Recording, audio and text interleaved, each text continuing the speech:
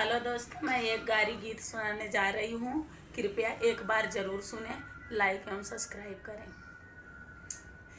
ललकी टिकुलिया लहरेदार टिकुली सटले बाड़िनी, ललकी टिकुलिया लहरेदार टिकुली सटले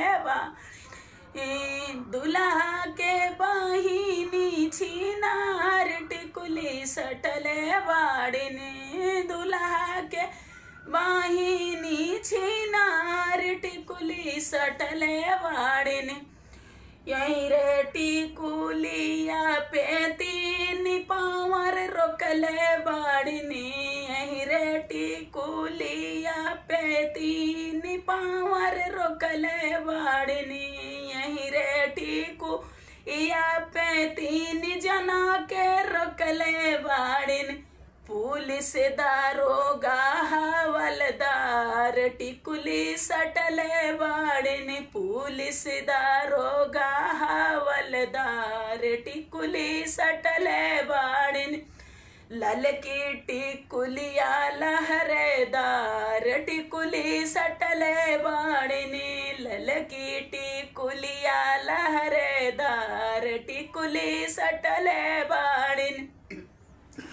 देवरा के बहिनी छिनार टिकुली सटले बाड़िनी, देवरा के बहिनी छिनार टिकुली सटले बाड़िनी। यही रे टिकुलिया पे तीन जिला हिलवले बाड़िनी, यही रे टिकुलिया पे तीन जिला हिलवले बाड़िनी। सुल्तानपुर जौनपुर प्रतापगढ़ टिकुली सटले बाड़िनी, सुल्तानपुर जौनपुर प्रतापगढ़ टिकुली सटले बाड़िनी। देवरा के बहिनी छिनार टिकुली सटले बाड़िनी, देवरा के बहिनी छिनार टिकुली सटले बा। ललकी टिकुलिया लहरेदार टिकुली सटले बाड़िनी, ललकी टिकुलिया लहरेदार टिकुली सटले बाड़िनी।